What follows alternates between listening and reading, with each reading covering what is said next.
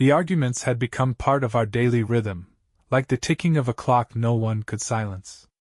My wife, Carla, and I had built a life together over the past 12 years, a marriage that now felt like a crumbling monument to our poor decisions. Carla, with her fiery temper and sharp tongue, seemed to relish picking fights over the smallest things, a misplaced sock, a wrong look, or even the way I chewed my food. At first I fought back, defending myself and trying to reason with her. But over time, I learned that resistance only poured gasoline on her already roaring fire. I withdrew, letting her tirades wash over me like waves crashing on a weathered shore. It was a Wednesday morning when my life took a turn I hadn't anticipated. Carla had been particularly volatile the night before, accusing me of things so absurd they were almost laughable.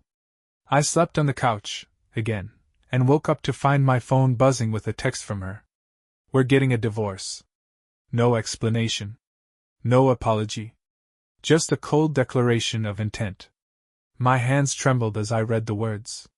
Anger mixed with a sickening sense of relief. Carla's unpredictability was finally steering us toward the inevitable. That day, Carla didn't come home. By 8 p.m., her silence became deafening. I checked her location, an app we shared during better days, now a tool for my growing suspicion. She was at a lavish penthouse on the other side of town. I knew whose place it was, Lucas, a local businessman whose wealth and charm were the talk of the city. The thought of her with him made my stomach churn. Carla's betrayal wasn't just an insult, it was a challenge. I marched to the bedroom, pulled open my closet, and reached for the lockbox hidden under my neatly folded shirts. Inside was my old .38 revolver, a relic from my father's collection. My hands didn't shake as I loaded it. The decision was made. Carla's games had gone on long enough. I sat in the car outside Lucas's penthouse, gripping the steering wheel as if my life depended on it. The dim glow of the city lights reflected off the windshield, casting jagged shadows across my face. Carla's car, a sleek little BMW she had guilted me into buying, was parked brazenly in the reserved spot for Lucas's guests. Seeing it made my blood boil. It was one thing to betray me, but to flaunt it this openly? That was a new level of disrespect. The revolver lay heavy in the passenger seat, wrapped in a black cloth.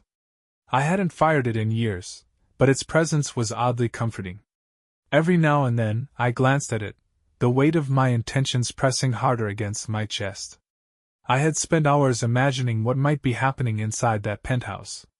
My thoughts swirled with rage and humiliation, Carla laughing, whispering sweet lies to Lucas, their bodies entwined. Each image ignited a fresh wave of fury that burned hotter than the last. I checked the time on my phone, 10:47 p.m.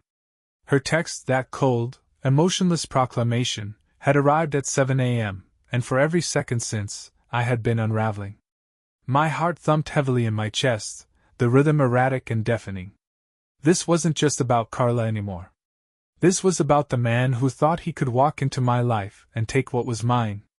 Lucas might have been rich, powerful, and untouchable in his world, but tonight, he'd meet someone who didn't play by his rules.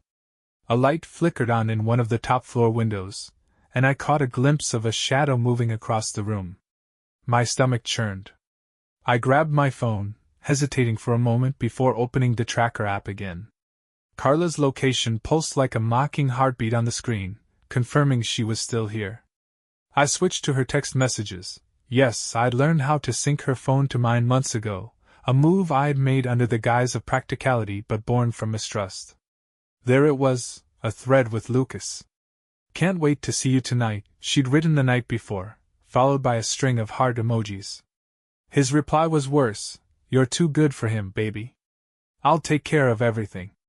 I gritted my teeth and slammed the phone down. The audacity. The smugness. They thought I was some pathetic fool who'd quietly fade into the background while they played house. Not tonight. I stepped out of the car, the cold night air slapping me awake. I tucked the revolver into the waistband of my jeans, pulling my hoodie over it. My hands felt steady, unnaturally calm as I walked across the pristine parking lot and entered the luxurious building. The doorman gave me a polite nod, not even questioning my presence. It was clear they weren't accustomed to trouble here. The elevator ride to the penthouse felt eternal. Each floor that ticked by was another step closer to confrontation. I replayed all the arguments, all the nights Carla had screamed at me, accusing me of being unloving, unworthy, a failure. Every time I'd swallowed my pride to keep our marriage afloat, only for her to spit in my face. Well, this was her reward. The elevator dinged softly, and the doors slid open to a hallway so immaculate it looked like no one had ever walked on its marble floors. At the end of it was a double door that likely cost more than my car. I stood there for a moment, breathing deeply, letting the silence stretch. My heart was racing again, but my resolve hadn't wavered. I didn't bother knocking. Instead, I pressed the buzzer, listening to the chime echo faintly beyond the doors. Footsteps approached, and I braced myself. When the door opened, it wasn't Lucas, it was Carla. She froze the moment she saw me, her expression shifting from confusion to shock, then anger. She was dressed in a silky robe that barely covered her hair tousled in that post-coital way that made my stomach turn. "What the hell are you doing here?" she hissed, stepping into the hallway and closing the door behind her. "We need to talk," I said, my voice low and cold.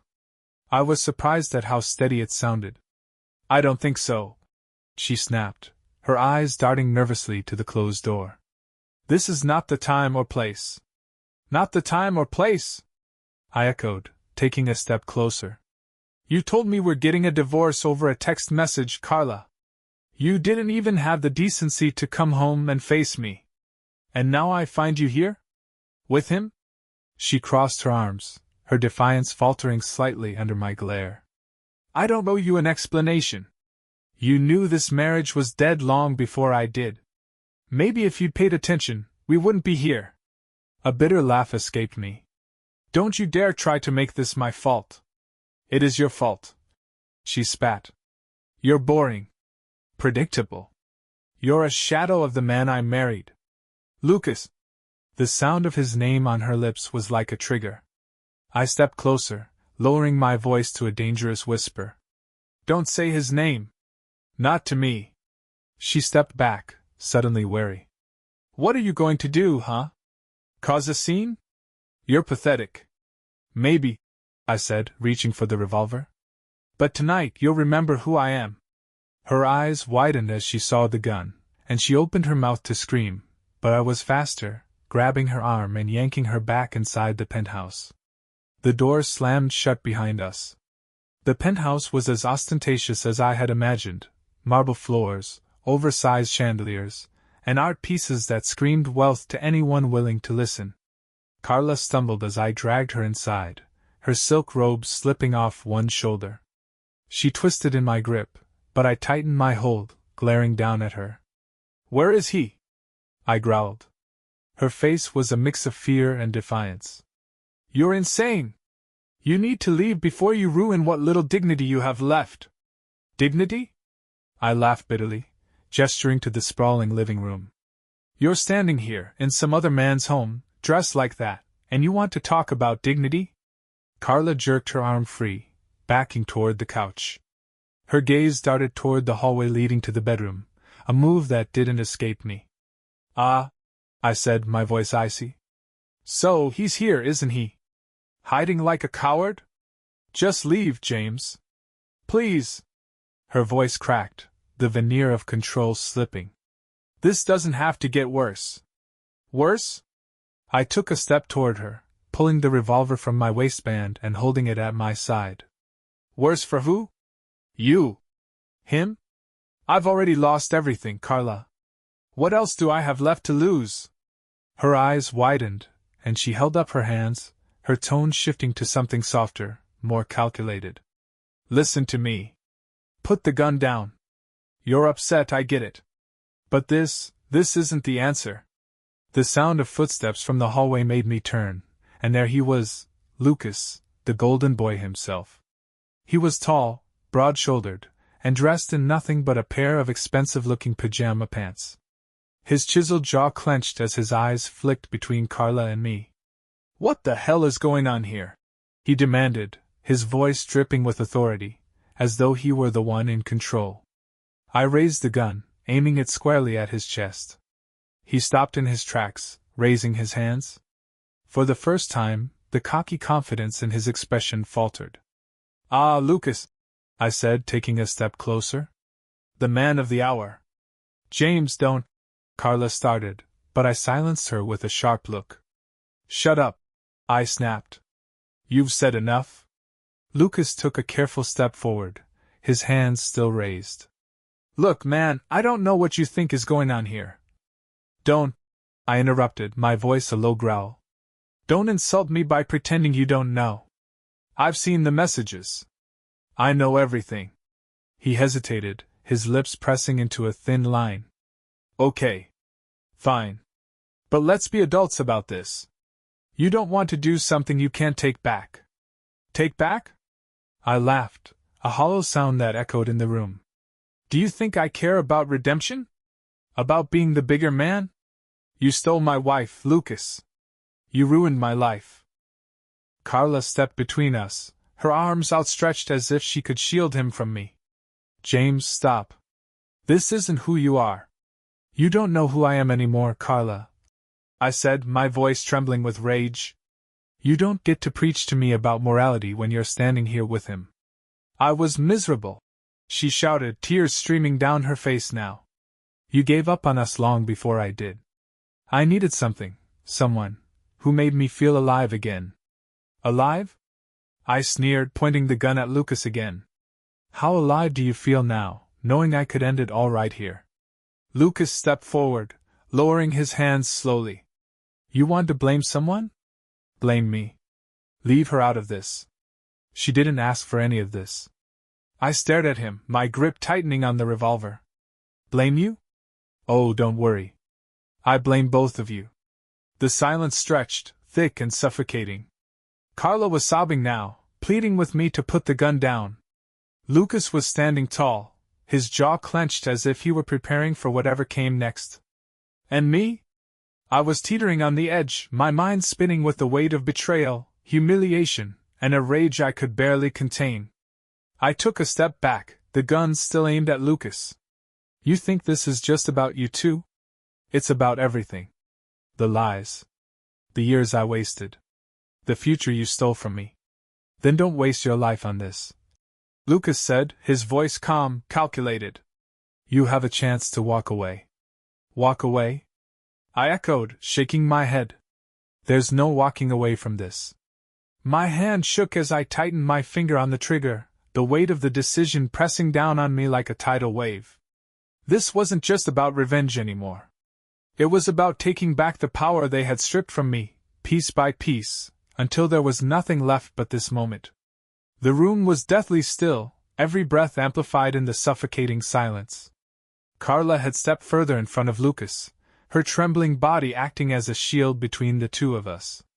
Her tear-streaked face begged for mercy, but her words betrayed her desperation. "James, please," she whispered.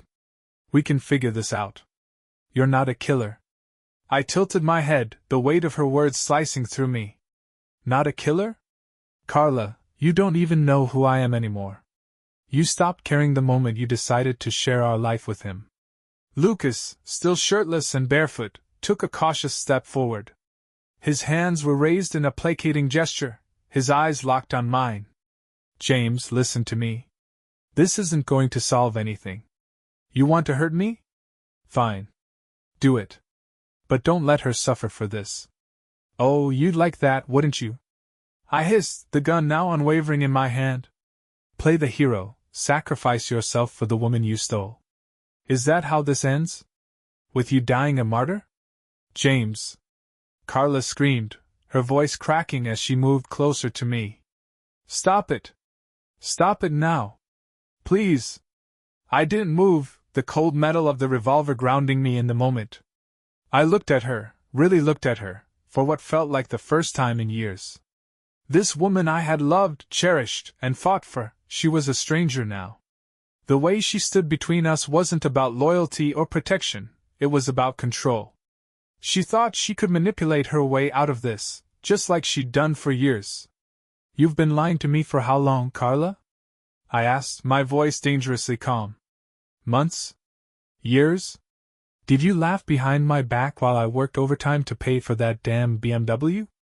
Her lips quivered, but she said nothing. Lucas tried again, his tone steady but firm. James, if you have any love left for her, don't do this. Think about what comes next. I snapped my attention back to him, fury bubbling to the surface. What comes next? For you? Or for me? Because I guarantee, Lucas, you're not leaving this penthouse without scars. The tension exploded when Carla lunged for my arm, trying to wrestle the gun away. The sudden movement caught me off guard, and for a moment we were locked in a struggle. She clawed at my wrist, screaming incoherently, as Lucas sprang forward to help her. Let go! I roared, shoving her back. She stumbled, falling onto the glass coffee table, which shattered beneath her weight. A cry of pain escaped her lips as she clutched her arm, now bleeding from jagged cuts. Lucas froze, his face twisted in shock. Carla! He shouted, rushing to her side. But I wasn't done. Don't you dare pity her! I barked, stepping closer, the revolver now aimed squarely at his head. She made her choice. And so did you. Lucas raised his hands again, backing away slightly. James, think about this. You're better than this. Better? I spat. Better than you? Don't flatter yourself. Carla groaned from the floor, her voice weak but full of venom. You're insane, you've lost your mind. I glanced at her, my expression a mixture of bitterness and heartbreak. You made me this way, Carla. You and him. Do you have any idea what it's like to wake up every day knowing you're nothing more than a joke to the person you love? She didn't answer.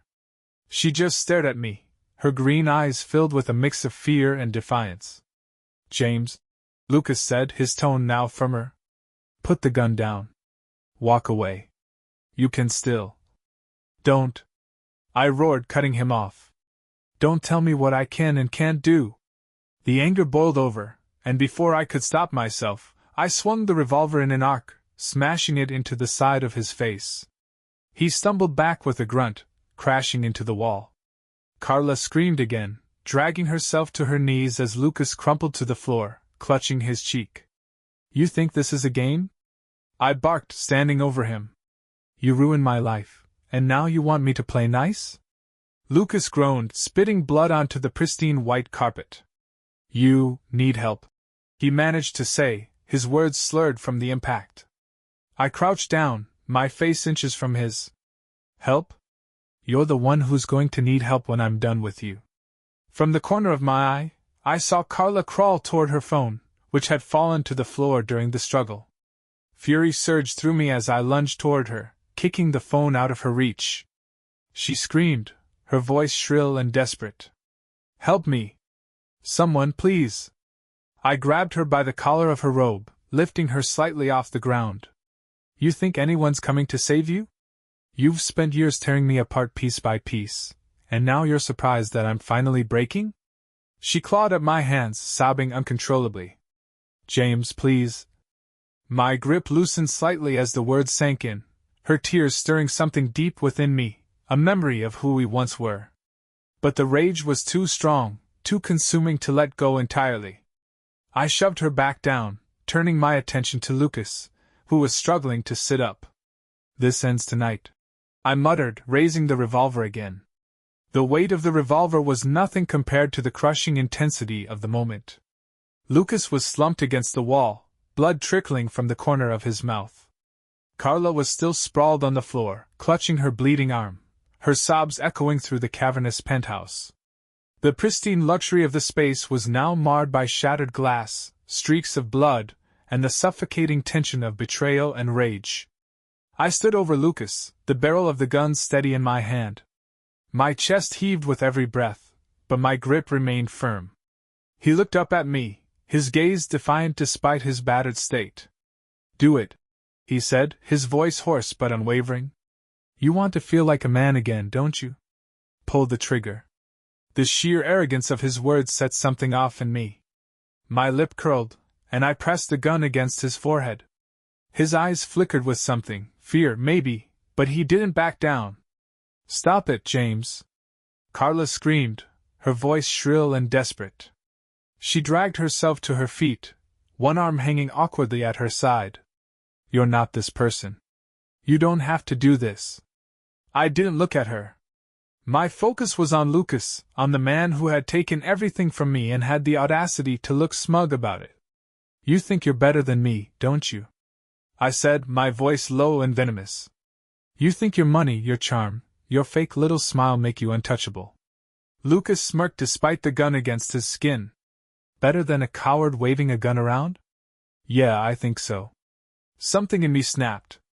I yanked the gun back and drove the butt of it into his temple again.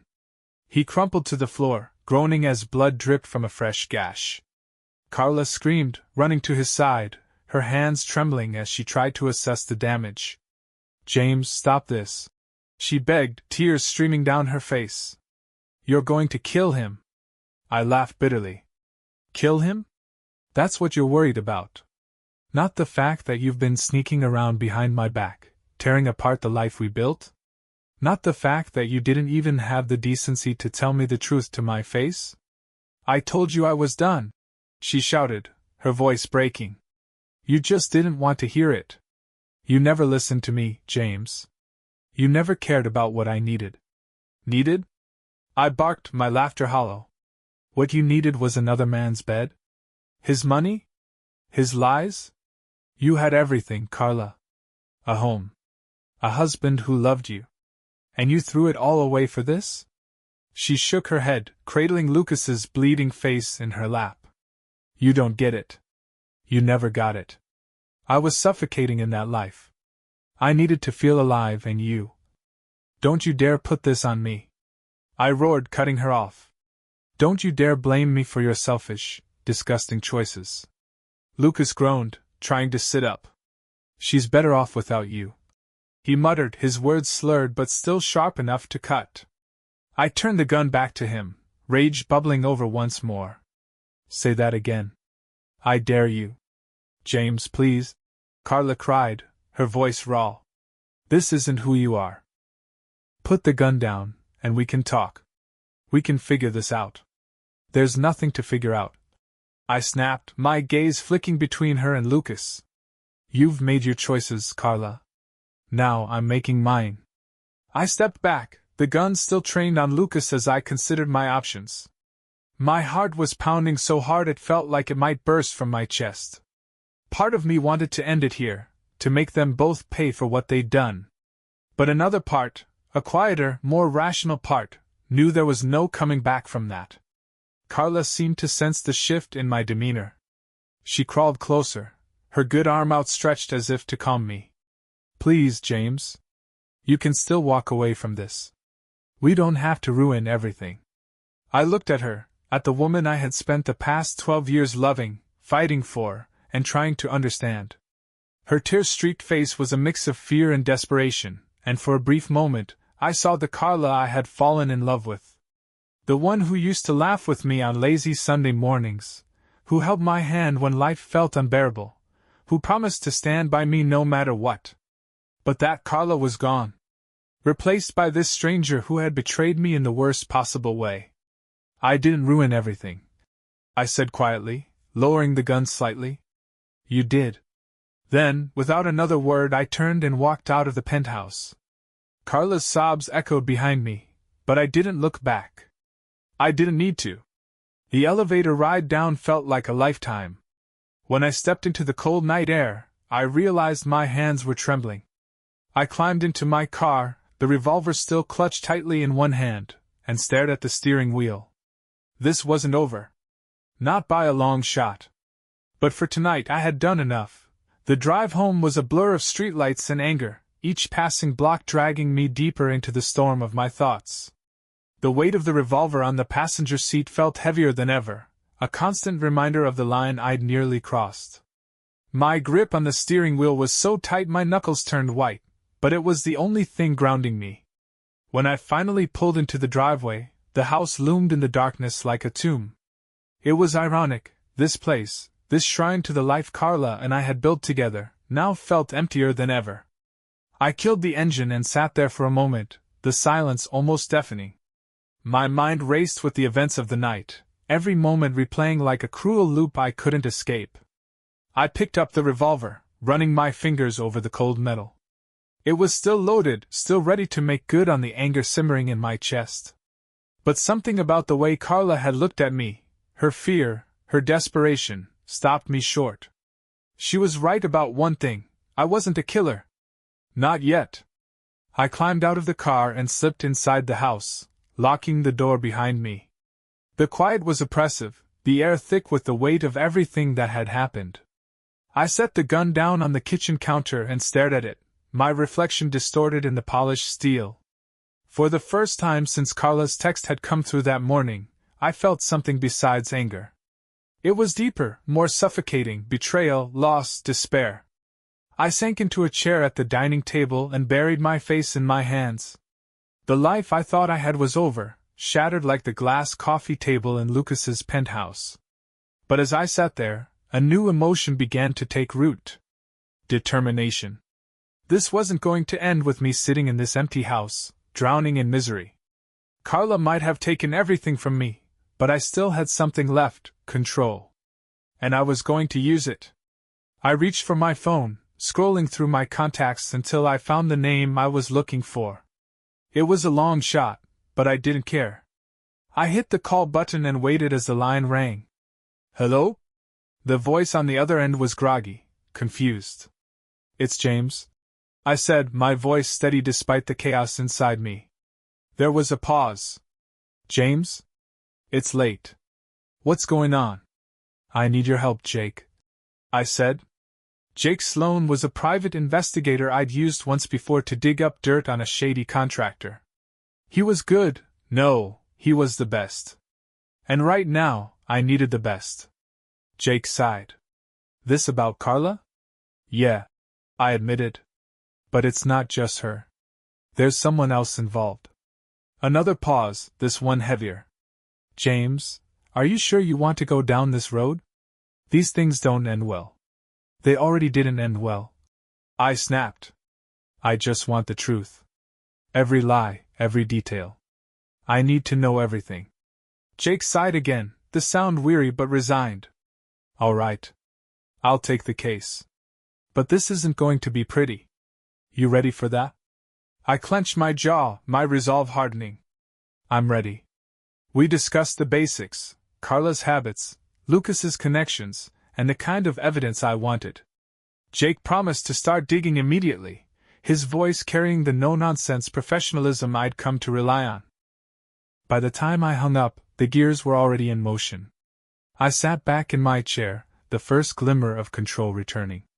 I wasn't going to let Carla and Lucas walk away from this unscathed. They thought they could humiliate me, destroy my life, and move on without consequences. They were wrong. The next day, I woke to a string of texts from Carla. The first was frantic. We need to talk. Please. The next few were softer, almost pleading. James, I'm sorry. I didn't mean for things to get so out of hand. Let's just talk this through. I still care about you. I stared at the messages, my jaw tightening. Her tone was so familiar, so manipulative. She wanted to sweep everything under the rug, to make me believe this was something we could fix. But I knew better now. Carla didn't care about me, she cared about maintaining her image, about avoiding the fallout from her actions. I didn't respond. Instead, I called my lawyer. James, she answered after a few rings, her voice bright. What can I do for you? I need to start divorce proceedings, I said, my tone flat. And I want to make it ugly. She hesitated. Ugly how? I want everything, I said coldly. The house, the savings, the cars. I want her to walk away with nothing. There was a long pause. That's going to be a challenge, James. Divorce laws in this state. I don't care, I interrupted. Do whatever it takes. Find a way. She sighed, her professionalism slipping slightly. All right. I'll see what I can do. But I need you to be prepared for a fight. Oh, I'm prepared, I said, my voice like steel. Trust me. When the call ended, I sat back and stared out the window. The sun was rising, its golden light spilling across the lawn. It should have felt like a new day, but all I felt was the storm brewing inside me. Carla and Lucas thought they'd won. They thought I'd lie down and let them trample over me. But they didn't know what I was capable of. This was just the beginning. The days that followed were a blur of calculated moves and quiet fury. Jake kept me updated as his investigation unfolded, each revelation adding fuel to the fire simmering inside me. Carla, as I'd suspected, had been seeing Lucas for months. Their affair wasn't just a fling, it was a full-blown betrayal, complete with secret rendezvous, lavish gifts, and a string of lies that painted a vivid picture of her deceit. Jake was thorough. He sent me photos of them together, screenshots of texts he'd managed to intercept, and financial records that showed Carla using our joint account to fund their escapades. Plane tickets, hotel bookings, dinners at places I could never afford, it was all there in black and white. It wasn't just the betrayal that ate at me. It was the audacity. The way Carla had smiled in those pictures, her hand resting possessively on Lucas's arm, as though she had no care in the world. As though I didn't exist. Jake's final report was the last nail in the coffin. He had everything, proof of infidelity, financial misuse, and even a few skeletons in Lucas's closet. The man wasn't as untouchable as he seemed. His business dealings were shady at best, and his name had been quietly attached to a handful of lawsuits that he'd managed to settle before they went public. I was holding a loaded gun, figuratively speaking, and I knew exactly how to use it. Carla must have sensed something brewing. Her texts became more frequent, shifting from pleading to threatening. "If you don't answer me, I'll come to the house. We need to talk. You're acting crazy, James. Don't make this worse than it already is." By the time she called, I was ready for her. "James," she said the moment I picked up, her voice laced with false sweetness. "Finally. We need to discuss." "We don't need to discuss anything, Carla," I interrupted coldly. "I know everything."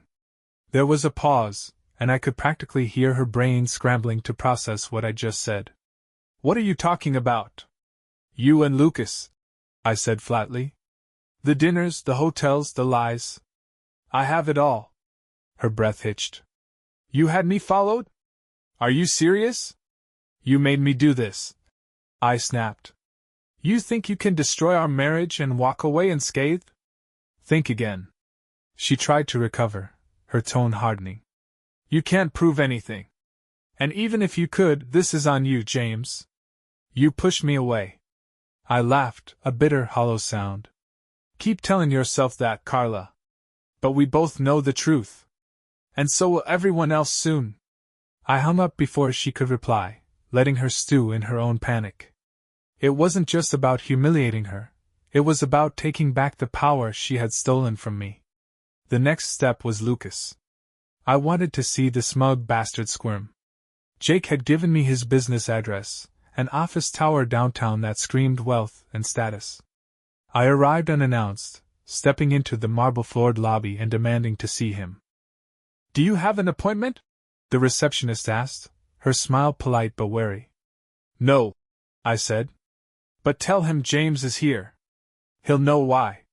It took 15 minutes and a few raised voices, but eventually, Lucas appeared. He was dressed in a tailored suit, his expression carefully neutral as he approached me. "James," he said, his voice calm but firm. "This isn't the time or place." "It's the perfect time and place," I shot back. "Let's talk." He gestured toward a conference room off the lobby, and I followed him inside. The room was sleek and modern, with a long glass table and high-backed chairs that looked like they belonged in a magazine. Lucas closed the door behind us, his jaw tight. "What do you want?" he asked, folding his arms. I tossed a manila folder onto the table. "To ruin you." He hesitated, his confidence faltering as he opened the folder. His eyes scanned the contents, photos, financial records, legal threats, and I watched the color drain from his face. "Where did you get this?" he demanded, his voice low and sharp. "That doesn't matter," I said, leaning forward. What matters is that I have it. And if you don't back off, everyone else will too. You're bluffing, he said, though his voice wavered. Try me, I said, my tone cold. One call, and every client you've ever scammed will know exactly who you are. Your precious reputation? Gone. He stared at me, his jaw working as he weighed his options. Finally, he set the folder down and straightened his tie, trying to reclaim some semblance of control. What do you want? He asked again, this time softer. Stay away from my wife, I said. And if you even think about coming after me, I'll bury you. His eyes narrowed. You're already getting divorced. What do you care? Because this isn't about her anymore, I said, standing to leave. This is about me. And you don't get to win. That night, I sat in my empty house, staring at the revolver on the kitchen table. The storm outside rattled the windows, mirroring the chaos in my mind. I wasn't done yet, not by a long shot. But for the first time in weeks, I felt like I had the upper hand. Carla and Lucas thought they could break me. They were wrong. Tomorrow, the real fight would begin. The storm outside had faded to a cold, steady rain by the time morning came.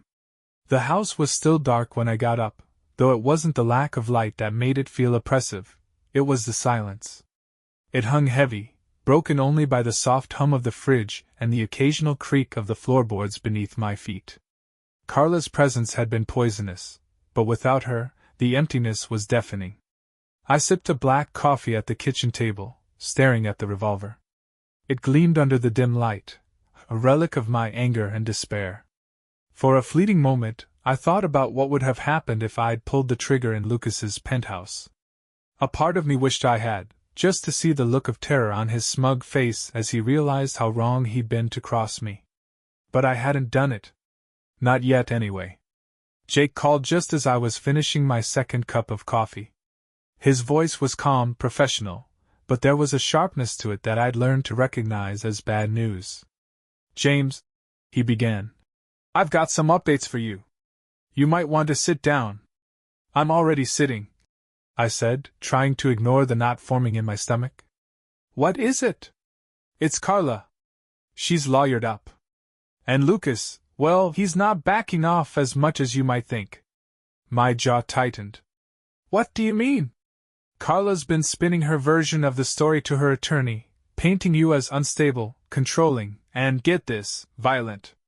She's angling for the house, a chunk of your savings, and alimony. I laughed bitterly. She's out of her damn mind. She's also moving in with Lucas. Jake continued, his voice laced with disdain. That's where she's been staying. Of course. It made sense. Why wouldn't she cozy up to the man who had helped destroy our marriage? And Lucas? He's hiring private security, Jake said. I think your visit to his office rattled him more than he let on. Good, I muttered. He should be scared. James, Jake said, his tone shifting to something more cautious. I know you're angry. Hell, I'd be too. But don't let them bait you into doing something reckless. That's exactly what they want. I exhaled slowly, my hand tightening around the mug. I'm not reckless, Jake. I'm just not done yet. The next move had to be calculated, precise. Carla and Lucas thought they could paint me as the villain, but I wasn't going to let that happen. Jake had given me enough ammunition, both literal and figurative, to fight back. I spent the day gathering everything I needed, bank statements, text messages, photos, and Jake's reports. By the time I was done, I had a pile of evidence that painted a very different picture from the one Carla was trying to sell. She wasn't the victim here, I was. My lawyer was impressed when I handed her the file. This is good, she said, flipping through the pages. Really good. If we play this right, we can blow her case out of the water. I want her ruined, I said, my voice cold and even. And Lucas too. She gave me a long, measured look. I'll do everything I can. But you need to be careful, James. If they can prove you're acting out of revenge. They won't, I interrupted. Just do your job. She nodded, but there was doubt in her eyes. I didn't care. This wasn't about morality or fairness anymore. It was about survival. That evening, I got another text from Carla. "We need to talk. This is getting out of hand." I stared at the message, my thumb hovering over the reply button. For a brief moment, I considered responding, just to see what she would say. But I knew her too well. Whatever she wanted, it wasn't to make things right, it was to manipulate me, to keep me on a leash while she and Lucas lived their lives. I deleted the message and poured myself a drink. Hours later, my phone buzzed again. This time, it was Jake. "We've got a problem," he said without preamble. "What now?" "There's been a leak," he said grimly. "Someone sent Carla's lawyer a few of the photos we took of her and Lucas. She's claiming harassment, saying you're stalking her." "What?" I snapped, my anger flaring. "How the hell did that happen?" "I don't know," Jake admitted. "But it doesn't look good. They're using it to strengthen her case, to paint you as a threat." My grip on the phone tightened. "Find out who leaked it. And fix it." "I'm working on it," Jake said. "In the meantime, you need to lay low. Don't give them any more ammunition." I hung up without responding, my mind racing. Someone was trying to sabotage me, to turn this into a game I couldn't win. My head throbbed with frustration as I paced the room, the drink in my hand sloshing with each step. They wanted to paint me as the villain? Fine. I'd give them the villain they were asking for. By midnight, the storm inside me had settled into something darker, colder. Carla and Lucas thought they'd backed me into a corner, but they hadn't seen what I was capable of yet. The revolver was still on the kitchen table, gleaming under the dim light. I picked it up, feeling its weight in my hand, and smiled. This wasn't over. Not by a long shot. The revolver felt heavier than before as I slipped it into my jacket pocket. The weight wasn't just physical, it was the culmination of everything I'd been through, everything they'd taken from me. Carla's betrayal, Lucas's arrogance, the false narratives they were spinning, it all burned in my chest like acid. It was just after midnight when I left the house. The streets were quiet, the rain a faint drizzle that clung to the air like a warning. I drove without thinking, the city lights blurring together, as I navigated toward Lucas's neighborhood. Jake's words echoed in my mind, "Don't let them bait you into doing something reckless." But it wasn't recklessness driving me, it was purpose. When I pulled up outside Lucas's house, I killed the engine and sat in the silence. His mansion loomed before me, its pristine facade mocking me with its elegance. Carla's car was in the driveway, parked smugly beside his sleek black sports car. The sight of it stoked the fire inside me, reminding me that she was in there with him, sharing the life that should have been ours. I checked my phone, scrolling through the gallery of evidence Jake had gathered. Photos of Carla and Lucas together, laughing, holding hands, disappearing into hotels. Text messages where they mocked me, talked about their plans for the future, their contempt for everything I'd done for her. Each image, each word, was a dagger to the heart, and I was bleeding out. I stepped out of the car, the revolver pressing against my side as I walked toward the house. The gravel crunched under my boots, each step deliberate and slow. The house was dark except for a faint glow in an upstairs window. I imagined them up there, wrapped in each other's arms, blissfully unaware that their perfect little world was about to shatter. The doorbell felt cold under my finger as I pressed it. The sound echoed faintly inside, and I waited, my heart pounding in my chest like a war drum. It took a moment, but eventually the door opened. Carla stood there, her face pale and her eyes wide with shock. She was wearing one of those silk robes she'd always loved, her hair a mess that betrayed how comfortable she'd made herself in Lucas's home. For a brief moment, we just stared at each other, the silence between us louder than any words. "James," she finally said, her voice trembling. "What are you doing here?" I stepped inside without waiting for an invitation, brushing past her as she stumbled backward. The door closed behind me with a soft click, sealing us inside. The air in the house was warm, perfumed with the faint scent of her favorite jasmine candles. It made me sick. "I came to talk," I said, my voice calm, measured. "You've been ignoring me." I I texted you, she stammered, her eyes darting toward the stairs. I've been trying to manipulate me, I interrupted, pulling the revolver from my pocket and holding it loosely at my side. Her breath itched, her hands flying up instinctively.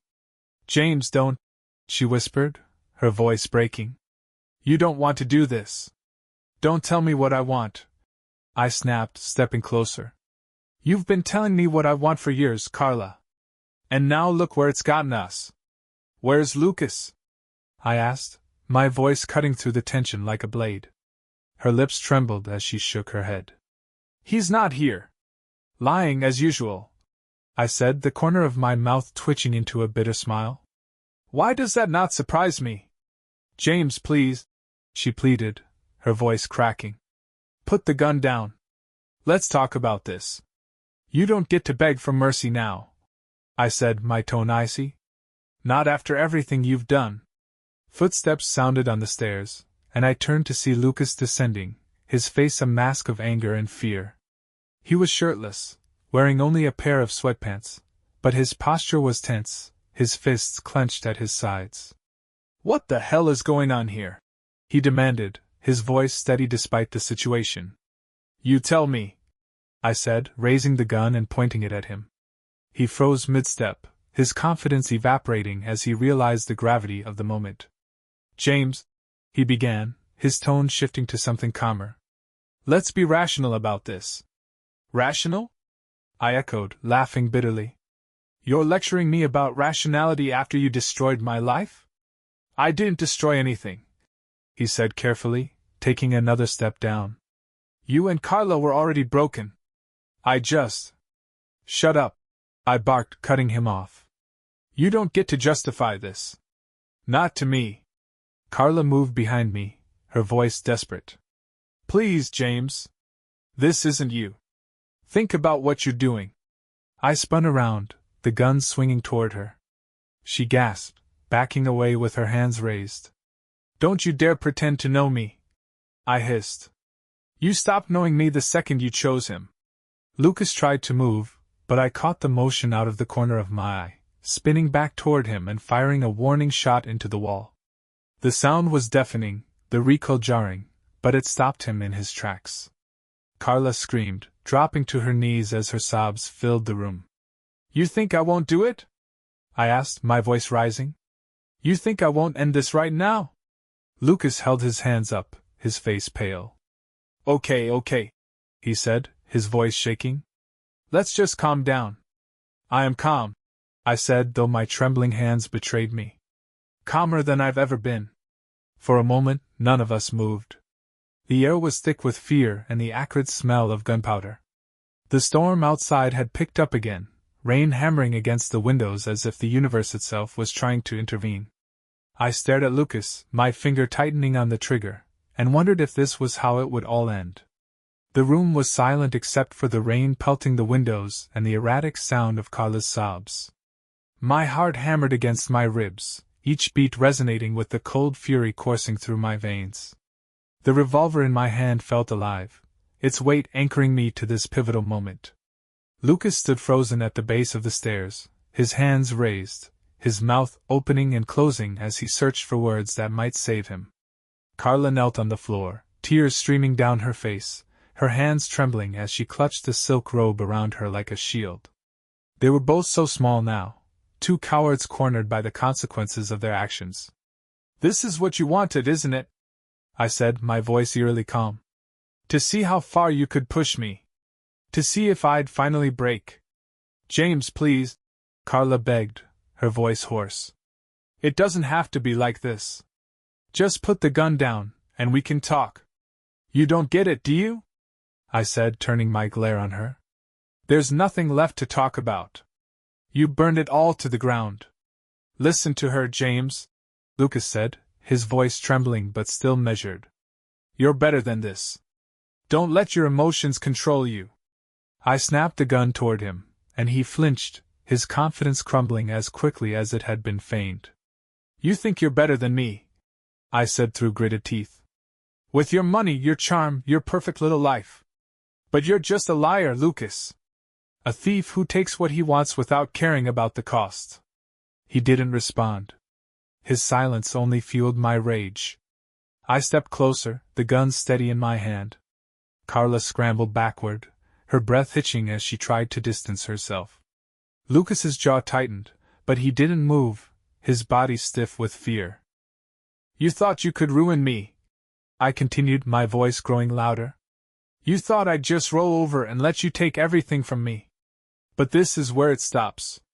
Right here. Right now. James, stop! Carla screamed, her voice cracking. This isn't who you are. I turned to her, my eyes narrowing. You don't get to tell me who I am. You lost that right when you walked into his bed. She recoiled as though I'd struck her, her sobs intensifying. For a moment, the sight of her like this stirred something in me, something soft, almost human. But it wasn't enough. Not anymore. I aimed the gun at Lucas, my finger tightening on the trigger. His breathing quickened, his hands trembling slightly as he stared down the barrel. Please, James, he said, his voice barely audible. You don't want to do this. You're wrong, I said coldly. I've never wanted anything more. Time seemed to slow as I stood there, the weight of the moment pressing down on me.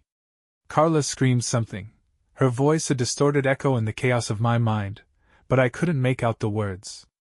All I could see was Lucas, his fear, his weakness. And all I could feel was the rage, the betrayal, the need for justice.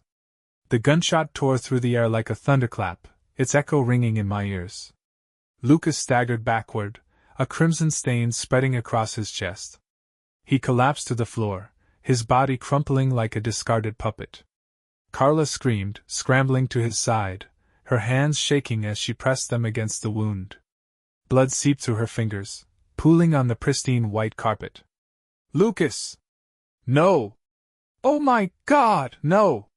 I watched them for a moment, my breath coming in shallow gasps. The room seemed to tilt, the weight of what I'd done crashing down on me like a tidal wave. Lucas gurgled something incomprehensible, his eyes wide and glassy, his body twitching weakly beneath Carla's frantic hands. I stepped back, the gun slipping from my grasp and clattering to the floor. The world felt distant, unreal, as if I were watching someone else's life unfold.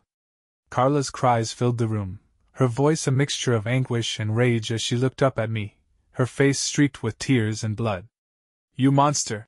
She spat, her voice shaking with fury. You've destroyed everything. Everything was already destroyed, I said, my voice hollow. I turned and walked out, my steps unsteady but determined. The rain was coming down harder now, soaking me to the bone as I stepped into the night. I didn't care. Let it wash me clean if it could. Let it drown the man I used to be. As I got into my car and drove away, the weight in my chest was unbearable, suffocating. I didn't know where I was going or what would come next.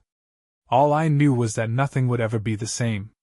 There was no happy ending for any of us. Just silence. Just blood.